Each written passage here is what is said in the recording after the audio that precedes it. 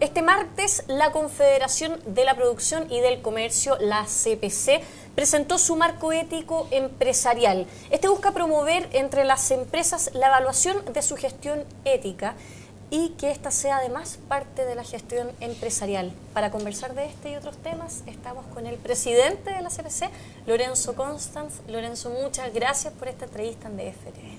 No, gracias a ti por invitarme. Un gusto estar acá.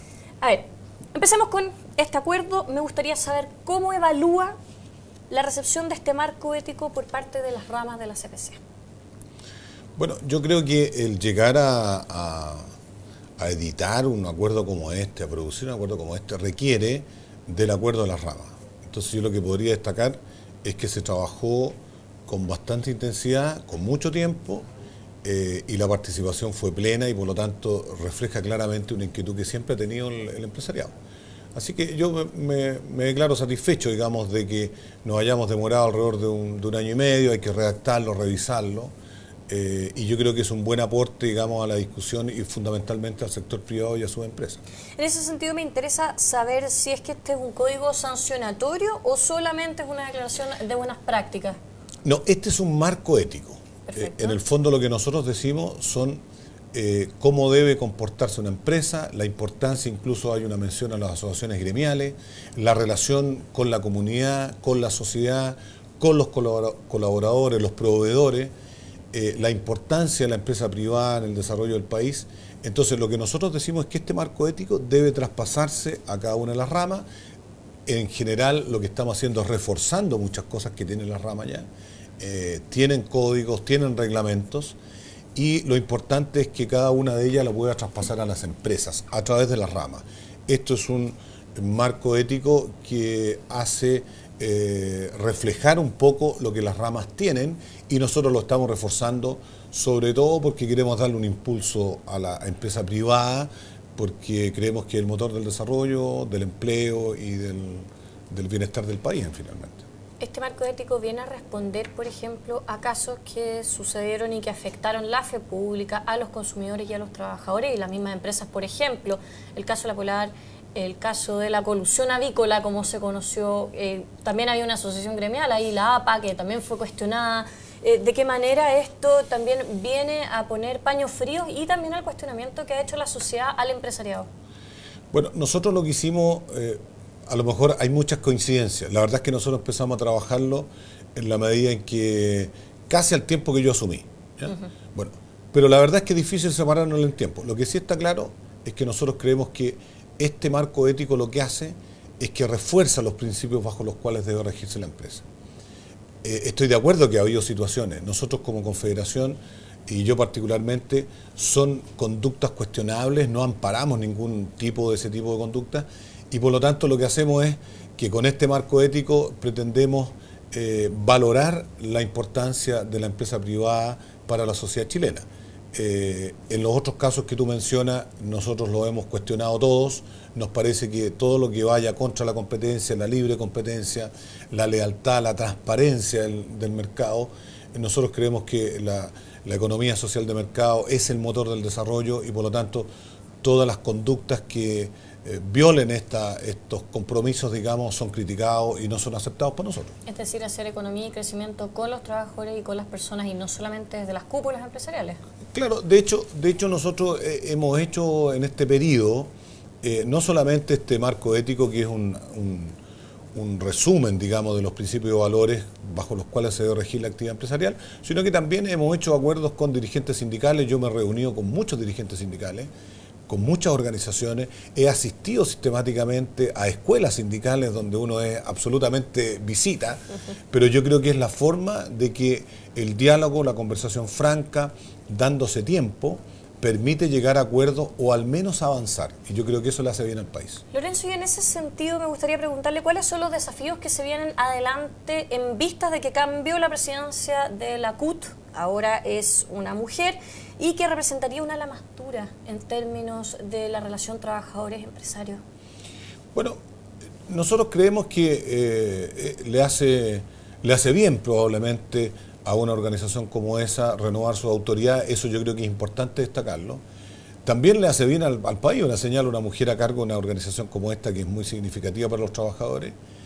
Nosotros estamos dispuestos a seguir conversando. La verdad es que creemos que los puntos que nosotros logramos con la administración anterior, y en eso Arturo Martínez influyó mucho. Yo quiero destacar que la labor de acercamiento, y no solamente en los temas que logramos avanzar, sino que hay temas de seguridad laboral, de capacitación, hay muchas cosas que se pueden trabajar en conjunto. Por lo tanto, nosotros creemos que hay que darle tiempo al tiempo, tendrán que organizar sus equipos, y esperemos cuál es la decisión que toma la nueva presidenta con sus equipos para saber cómo nos apeamos de aquí en adelante. ¿Qué ha pasado con este acuerdo que se generó para poder proteger al empleo en casos de crisis? Sabemos que hay una crisis en Europa y que hay un riesgo para nuestro país. Mira, nosotros lo que hicimos fue fijar ahí un planteamiento y que se llama en tiempo de crisis, efectivamente, protección del empleo en tiempo de crisis. Nosotros entregamos nuestros puntos de vista. Yo entiendo que el gobierno también lo está trabajando, y a nosotros nos gustaría que hubiese un proyecto, una ley que permitiera actuar y gatillarlo rápidamente en el momento en que una situación de emergencia se produzca. Hay que recordar que la vez anterior también había un proyecto en ese sentido. Lo que pasa es que llegó un poco tarde. ¿Por qué? Porque los proyectos se demoran. Entonces uno dice, mire, ¿por qué no lo dejamos preparado y en el momento en que sea necesario, ojalá que no sea necesario, tengamos una herramienta que inmediatamente la gatillemos y permita que la gente y los trabajadores tengan una tranquilidad para pasar los momentos malos que son, ojalá inexistentes, que sean inexistentes para nuestro país, pero que, de acuerdo a la información internacional, basta ver lo que pasa en otros países en que la crisis es muy dura y eso afecta a las familias fundamentalmente. Por eso que nosotros creíamos que es un buen proyecto que ojalá se convierta en una ley, digamos. ¿Estamos tarde? Yo creo que el tiempo lo que ha dado es que el país está, se han ido dando escenarios en que el país está mucho mejor de lo que mucha gente creía. Los indicadores de Chile hoy día son admirados en el extranjero. Hay un crecimiento, hay una inflación controlada, hay empleo, por lo tanto yo lo que creo es que las circunstancias y los escenarios de las tareas hechas anteriormente permiten que no se haya notado el atraso. Pero la verdad es que no hay un atraso. Pero a nosotros nos gustaría que hubiese estado, claro, una ley lista, porque eso da tranquilidad tanto al empresariado como a los trabajadores. Es decir, ¿usted considera que hay un atraso? Claro, yo creo que se podría haber avanzado más rápido. Se podría haber avanzado más rápido. Hay otro tema también que está en ciernes y que está en plena discusión en el Congreso, que tiene que ver con la reforma tributaria, que ha estado bastante entrampada. ¿Cómo está viendo usted esta discusión? ¿Cree que los acuerdos a los que se ha logrado en los últimos momentos están representando a ambas partes? Bueno, yo lo que destacaría, ya que la discusión hasta ayer fue muy acalorada y muy difícil, yo lo que destacaría es que al sentarse en una mesa y teniendo claro cuál es el objetivo final, las etapas intermedias son de discusión, eso está claro que es así. Por lo tanto, yo destacaría que el camino es duro, pero es el camino que uno debe seguir. Y yo en eso destacaría que tanto el gobierno como la oposición lograron llegar a un acuerdo. Ahora, es indudable que hay algunos impuestos y algunas modificaciones que se fueron dando en el camino. En el caso nuestro, a nosotros nos preocupaban algunos puntos del proyecto original, así lo planteamos en la Comisión de Hacienda de la Cámara de Diputados. Algunos se sacaron, otros se modificaron.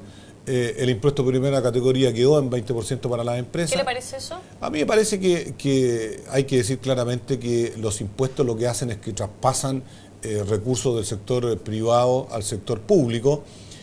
Si bien es cierto, son mayores recursos para el Estado, también es un compromiso de parte de los administradores de los recursos hacerlo bien, no malgastarlos, y por lo tanto la utilización de un presupuesto de sobre 60.000 millones de dólares es una gran cifra.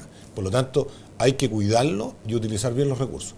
En ese sentido, nosotros pensábamos que el llamado al presidente es un llamado que uno no puede oponerse. O sea, decir, mire, nos parece que este esfuerzo es un esfuerzo moderado, y que por lo tanto el objetivo finalmente le va a beneficiar al país, pero eso no significa que los recursos sean vilipendiados. Yo creo que hay que cuidarlos mucho, son difíciles de obtener y eso va a ser una mejoría para el país, ya que el desafío es la productividad. Yo creo que ahí la educación es clave en ese sentido. ¿Y ese 20% lo terminan pagando finalmente las personas o son las empresas las que lo van a terminar pagando? Mira, ahí hay una discusión efectivamente cuando las empresas pagan, las personas cuando las retiran tienen un crédito, pero lo que sí está claro es que las empresas tienen que pagar su impuesto, tienen que pagar su PPM mensualmente, y eso significa que son recursos que en un momento uno cuenta con ellos. ¿Y se traspasará costo? Esa es la pregunta. Yo no, mira, tenemos una economía tan competitiva que no es tan fácil decir, mire, lo voy a pasar a costos, porque los equilibrios se pierden fácilmente. Lo que sí está claro es que eso afecta a la inversión, porque si la empresa requiere recursos va a tener que ir al mercado. Si las tasas suben, significa que uno reemplaza tiene que reemplazar para hacer una inversión con un costo más caro. ¿Efecto en el empleo por esta medida? Yo creo que el país está creciendo y no debería haber un efecto. De hecho, todos los indicadores son positivos. Yo creo que el desafío del país es incorporar a mayor cantidad de gente, particularmente a más mujeres al mercado del trabajo, pero también tenemos otra tarea, que es incorporar a gente más capacitada. Y en eso la educación es clave, particularmente en los jóvenes que estudian en la educación media, los que estudian en educación técnica profesional, que son los que tienen que tener ciertas capacidades para incorporarse al mercado del trabajo sin que eso signifique término de su educación, sino que hay en estos momentos etapas intermedias que permitirían mejorar durante el transcurso de su trabajo una mejor posibilidad. Pero yo creo que los jóvenes de las escuelas técnicas profesionales, la Confederación tiene más de 40 colegios de ese tipo, sí, permitirían que se incorporaran mejor al mercado del trabajo. Yo creo que es el gran desafío que tenemos. ¿Puedo deducir que está a favor entonces de la reforma tributaria? Yo creo que al final uno tiene que aceptar los escenarios. Yo no soy partidario de que esta discusión se haga de manera permanente y que sea una discusión, porque yo he escuchado a muchos políticos que dicen, mire, lo que pasa es que esto va a quedar abierto para la próxima elección. Se ha dicho yo creo que no, $1.000 millones es una gran cantidad de dinero, y incluso ahora con las cifras que hay supera un poco los $1.000 millones. Por lo tanto, yo creo que lo que importa es que se haya hecho en esta fecha, que se haya cerrado, y no puede estar continuamente el país discutiendo esto porque afecta a las inversiones extranjeras, afecta a las inversiones al interior del país, y hay preocupaciones mucho más importantes como la energía, la capacitación, y yo creo que eso es un poco lo que hay que preocuparse ahora. Muy brevemente, ¿qué le pareció lo de la Central Castilla, ya que usted me habla de inversión extranjera? Mala noticia, muy mala noticia, porque yo creo que hay un recurso que uno no puede evitarlo, que es el de la energía. Yo he planteado desde que asumí la Confederación de la Producción y el Comercio que la energía es un factor preponderante para que las empresas puedan competir, y eso se ve en el día a día. Una empresa para competir con productos en el extranjero tiene que tener recursos más económicos, más aún que hay sectores de nuestros países vecinos donde la energía está subsidiada y por lo tanto mucho más barato. ¿Cree que el Estado debería subsidiarla? No, yo creo que no, las experiencias hay que verlas. Por ejemplo, en Europa muchas de las fuentes energéticas fueron subsidiadas. Me refiero concretamente a la eólica, a la solar.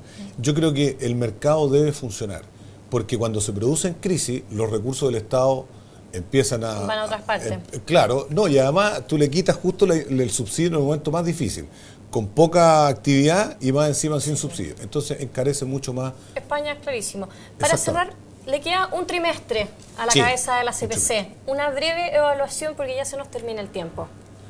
Bueno, la verdad es que la evaluación la tienen que hacer los demás. Yo por lo menos podría decir de que he puesto lo mejor de mis capacidades. Lo he hecho con mucho entusiasmo, con mucha dedicación. Espero que los que votaron por mí no estén arrepentidos, pero yo creo que este tema de tanto el marco ético como la relación laboral, como la relación con las autoridades, creo que ha sido un aporte en un momento en que uno tiene que ver cómo está. Le tocó un terremoto. Me tocó un terremoto en el otro gremio, así. Entonces yo creo que hay que ver el escenario que a uno le tocó, y bajo ese punto de vista creo que los que evalúen, yo espero que tomen en cuenta este desempeño, digamos. Muchas gracias por esta entrevista. Y así dejamos esta entrevista en DF TV y yo los dejo invitados a una próxima.